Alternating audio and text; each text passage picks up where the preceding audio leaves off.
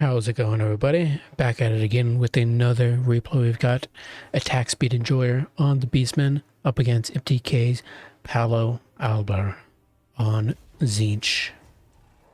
Get right into it. So, for the Beastmen side, we do have Malagor, who is going to be flying around just spamming out Flux of Doom. We all know how it is. Bestial Surge as well, Wild Heart. For the rest of the army, it's going to be a whole load of Ungor Raiders, no surprise there, but one nice surprise is we've got some Bestigor herds, aka Worstigors, but in my eyes they are best. I love them, I cherish them, they suck. But some may disagree, some may hate me, some may throw fire at me and say they're wonderful. We'll see. Maybe they will get 2,000 value each. I don't know. But Razorgore herds are also a part of this army. 2 of them in total, or actually 4 of them, excuse me. I can't discount the piggies here. We got 4 of them. I have noticed quite a bit of a resurgence in Razorgore herds lately. I don't know if it's Ash, Attack Speed Enjoyer, who else are Razorgore herd enjoyers, but clearly they're out there and they're bringing them. We got 3 Centaurs with great weapons. Are all great weapons? Or 1 with great weapons and 2 with shields, and then same on the other side as well. So a whole load of Centaurs, 6 in total. And that is it for the Beastmen army. For the Tzeentchian army, we have a unit here that I want to say I'm excited to see. I do like the Cockatrice, at least in theory, but ever since they nerfed the ability, it's seen less use. It's got a single use of Petrifying Gaze, which you can't necessarily activate. It's a passive ability, so whenever you send it into combat with something, it's just going to activate that, and it'll slow it over time until the point where it cannot move. I like the theory of it being phases of a net, because it's slowly turning them to stone, but unfortunately, one use and you're not able to decide when it's used. Kind of sucks. Either way, rest of the army, we got the man, the myth, the legend, Village, the Cursing. I love Village. He's very cool. Wish he had Arcane Conduit, but that's fine. He's apparently a terrible caster on tabletop from what I've learned, so it makes sense. Vessel of Chaos and the Twisted Twin are his abilities that he's brought. With Vessels of Chaos as an item, it's going to regenning those barriers. We also have Treason of Tzeentch, pretty good against low leadership factions like the Beastmen, very low cost as well at 8, with as well with Pink Fire. One tech I've learned recently, Treason of Tzeentch, I believe, is if you overcast it, it also does a minus big fat melee debuff, but obviously you just want the leadership decrease against the Beastmen. Either way. For the rest, it's going to be Chaos Warriors with halberds. It's going to be a big old box, nasty little box here from Tzeentch, very gross in fact, but it's going to be beautiful for the Beastman side, spamming out these Flocks of Doom. Yes, Marauders of Spears and Chaos Warriors, plus a whole bunch of pinks. Any of them exalted? Nope, just regular pinks, including the Sour Guts as well. We do have that Sour Discharge, exploding entities. But yeah, this box is going to be nasty to break for the Beastman side, but luckily they're going to be making a lot of value from those Flocks of Doom. Obviously, it requires having to get them in melee combat so their barrier doesn't replenish, or just to shoot at them with the Ungors so their barrier doesn't replenish while you're spamming out those Flocks of Doom, because otherwise they just go through the barrier and do nothing, you know. But either way, we do have the Ungor shooting at the moment. Right now, they're shooting at the Cockatrice. We have a Pink Fire going down, hitting those Ungor Raiders. Pretty good work there. The Bestigors going to get into a fight there with the Chaos Warriors. They are under fire from the Sour Guts, however, so it's going to change the way that fight goes quite a bit. The Razorgore herds charge into the Braced Halberds, so obviously they take a tremendous amount of damage, and now they are out of control. But luckily, their AP damage will at least do a little bit of work in the meanwhile, while they're taking all that damage. Malagor jumps in there to stop the Sour Guts from shooting. and he's doing a pretty good job at it, forcing them to stay in melee combat, providing very little battle to the actual fight. Centaurs charge in there with the great weapons on top of the Marauders and Spears, but obviously the Marauders are going to do tremendous work against the lightly armored cav of the Tzeentch. We get that petrifying petrifying gaze going down on the Tzeentch, going to give that the Cockatrice to do great work into them, slow them down, and slowly net them in place, getting one Tzeentch off the board. We have one halberd going down, breaking, and possibly going to end up shattering here as Malagor and the Besgors break through there, chop them to pieces.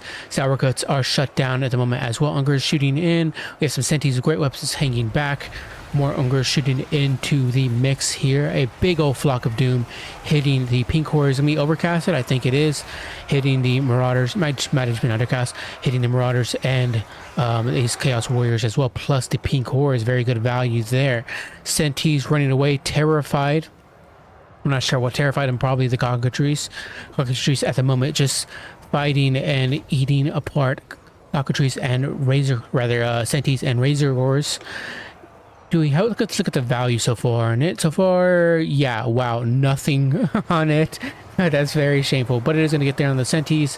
Hopefully it can pick up some value quickly because it's doing nothing for the team at the moment. Besties in a struggling fight with those pinks. We had a nice pink fire going down on those Ungors, roasting those guys. A Tzeentchian army ability going to be tagging Malagor there, slowly depleting his health pool, as no other way would they be doing damage to him as he's flying in the air and he's a small target. Pinks continuously shooting in on the Razorgors, and two of them are routed. Same with the Tzeentch as well. One Tzeentch does come back and get a nice little rear flank charge on those pinks, but the Cockatrice is there, going to help out there, possibly end up terror routing those Tzeentch. Some pink horrors continuously shooting in on the Tzeentch. That's pretty much where they're going to get a lot of their value at, is shooting at the lightly armored Tzeentch. They do have bronze shields, however, mitigating 30% of that missile fire, but pink horrors will not be doing that great of work into Besgors, who do have 95 base armor, minus 10 from that warp flame, so much better to shoot at Ungors and maybe even Razorgors are hers at, as well as they only have 45 armor and they're easy to rampage. But a big old flock of doom hitting all of these units here. Just wonderful, wonderful work from Malagor, just getting so much value there, as those barriers are not able to eat that magic damage. Cockatrice trying to get back up in the air, but the Tzeentch are continuously chasing them away, or continuing to chase it, and have gotten a full encirclement on it, and they're doing pretty good work there until, unfortunately, the Tzeentch are terror routed because they no longer have their primal fury. So no more ITP for them.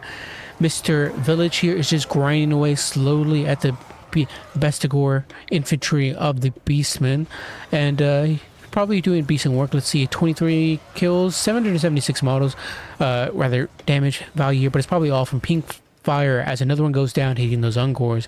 Yeah, Rich Village doesn't have that great of AP, so he's probably not doing actually a lot of damage to the Bestigors, who are going to get in there and do some great work into those Chaos Warriors plus the Marauders, especially with the help of that Flock of Doom from Malagor. Balance of power looks to be in favor of the Tzeentch side still, despite all the work that the Beastmen have done at shattering that box. The Beastmen don't have... Beastmen have 2 infantry left here, and mostly range units here, so you think that would be bad, but they're going to be able to pick apart, shoot at the Chaos Warriors, and then eventually turn face and shoot at the Marauders as well. And the Cockatrice is in not a great condition either, at about half HP. So... but it is a terror unit. It does cause terror. It is flying. It is a single entity. So it's going to be able to bog down these Ungor Raiders and maybe even possibly snipe out Malagor here. Though Malagor isn't a terrible fighter. He could put up a good fight as well. And at the moment has better melee stats than the Cockatrice. You still don't want him in that fight, especially considering that barrier will eat some of that damage that Malagor is putting out. But theoretically, if the Cockatrice wanted to continue chasing after Malagor, he could land near somewhere by the Ungors to shoot at the Cockatrice, or near the Centaur's great weapons. and surround the Cockatrice and finish it off, because it is very lightly armored at 35. It doesn't have the greatest of melee stats at 39, 38, so not fantastic at protecting itself. It does jump down there, gets barely any damage done on the Ungors, and this is part of the problem here at the Cockatrice. It just does not have that great of animations. It is like a Manticore, but more expensive with a net and a barrier. It is just worse in a majority of the ways. Manticores aren't that great in the first place. Manticores are kind of not bad nowadays, just to be frank. But yeah, not that great of stats. 420 weapon strength, which is whatever. AP, which is good, obviously. But when you're that low in weapon strength and you having to be sent into infantry, you're not going to do a whole lot. Rear flank charges into like armored infantry, yes, but otherwise, look how much damage it's taken just from the Ungor shooting at it. It's just eating away at it. But it does get that nice terror route there, and in that late game against low leadership infantry of the Beastmen, it could provide a lot of work. A terror SEM is no joke in a late game scenario like this. Luckily, as long as Malagor stays alive, doesn't get sniped out, hopefully the Beastmen units will continue coming back. But the village right now is just fighting away at the Ungors. He might be able to grind things out here. I don't know. Maybe the Bestigors will kill him. I don't know. I find that very implausible. But pink fire comes down here, hits the Centaurs a little bit, and the Ungors, routing off those Ungors, but the Cockatrice is routing off here, thanks to those Centaurs who just tore it apart. And now Malagor is going after him, but Village is going to chase him, try to get a hit in there. Can he get a single hit in there? I'm not sure. Nope. Malagor says, I got wings, sucker, so I'm going to fly up in there and get away from you. Now, the Cockatrice, unfortunately, is going to possibly be finished off here. Will that be enough for the balance of power to switch into Beastman's favor? As the Cockatrice goes down, Village is going to have to grind everything out here. A pink fire going down, roasting those Ungors, sending them routing. Bestigors chopping away still, as they have 95 armor, so the pink fire is not going to do a whole lot. But I believe, does pink fire, if it get overcasted, does it have... I'll have to check later, but I don't think it does. If it does, it's barely any. Either way, I don't think Village should be able to clutch it out here. He is not that guy. As much as I like him, he is not an Archaon. He is not him, and he is gonna lose that battle. Brave fight here from Village, but he's just not him, though he desperately wishes he was. We have 1724 here on Malagor, doing some pretty solid work with those Flocks of Doom. No surprise there, just insane value on a box. You really don't want to be boxing against a caster that can just spam out Flocks of Doom like nothing, because that is exactly what Malagor can do.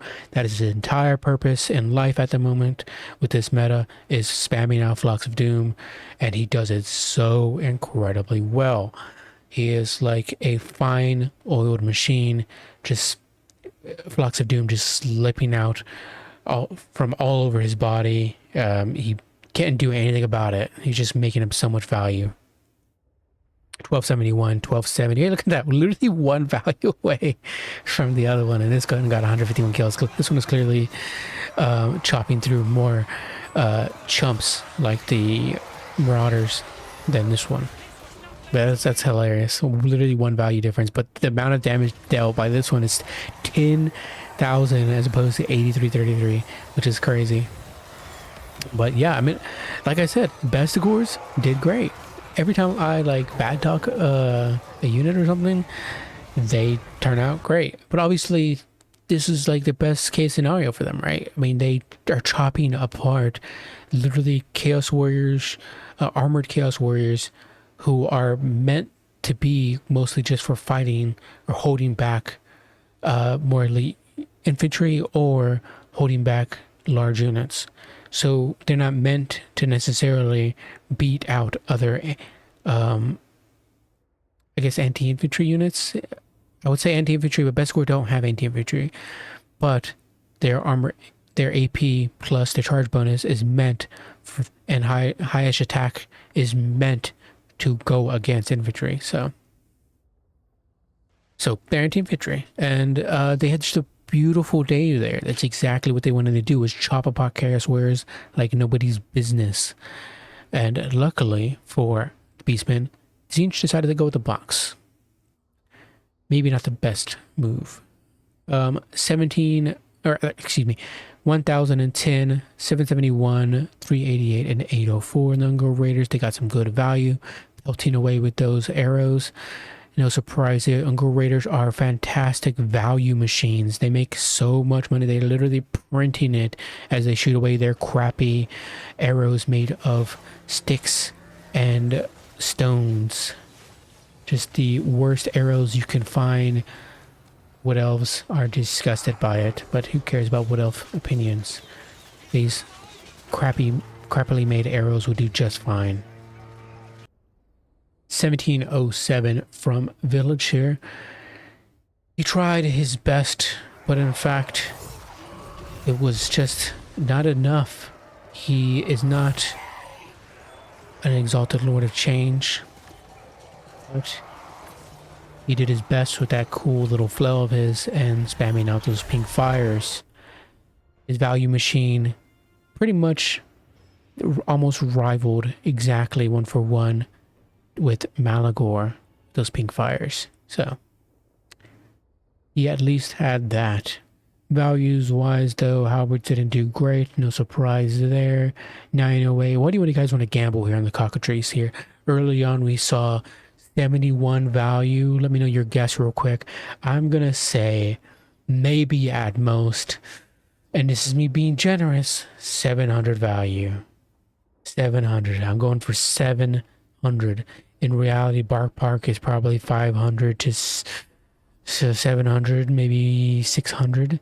But I'm going 700 here. Let's see if the Cockatrice makes a joke out of me. We're hoping, right? We're hoping. Oh my god. Jesus.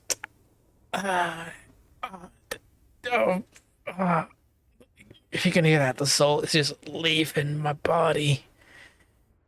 Tzeentch is claiming it for making fun of his units, even though the Cockatrice should theoretically be on the Beastmen roster, CA, but they needed something to fill out the Tzeentchian roster some more, so they decided to put it in there for some reason.